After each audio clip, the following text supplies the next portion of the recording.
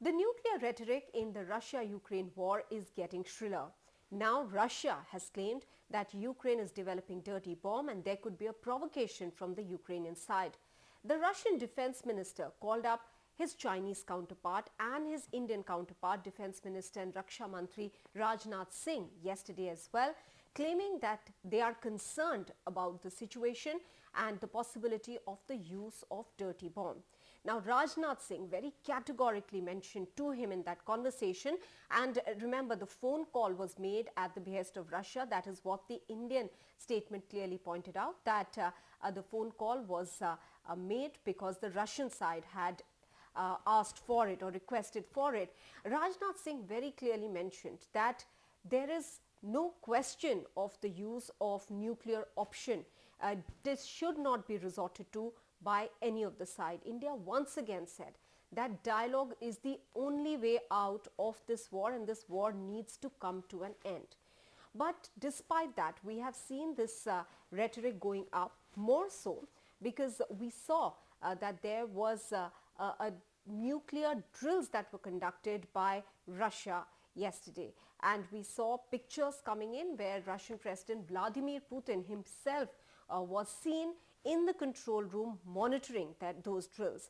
Now the drills included their capacity to safeguard themselves. That is what the Russian side has said, that it was meant as a deterrent because they have claimed that Russia is trying to protect itself at this juncture also from any sort of provocation from the Ukrainian side by the use of dirty bomb. However, NATO has debunked this completely. They have said that this claim is absurd, that there could be any use of dirty bomb by Ukraine. As far as America is concerned, they too have said that this is what they claim typical disinformation by the Russian side. And here's what the US State Department spokesperson Ned Price has said. We are concerned when we hear this type of patently false disinformation emanating from Kremlin. We know the Kremlin's track record when it comes to these types of claims. So basically, they are saying that this is typical disinformation emerging from Kremlin with regards to the usage or the possibility of usage of dirty bomb. Now, what exactly is a dirty bomb? It's a conventional bomb that is laced with radioactive, biological or chemical elements. So clearly, the situation has become tense because of this claim that Russia has made. But remember, there is no evidence so far. These claims largely are unsubstantiated by Russia. But this nuclear threat has been there for some time now. Remember, Russian President Vladimir Putin had in fact said that, and this was just before the 4 regions in Ukraine were annexed by Russia, that Russia will use all weapons at its disposal to protect its territory. And after the annexation, again, a statement was made where the Russian president had said that it is America that has set a precedence for use of nuclear weapons. So that was seen as a nuclear threat clearly by the West, and that is why Joe Biden, the US president, had in fact warned at a risk of a nuclear Armageddon is what he said. He said it's at its highest level in the last 60 years.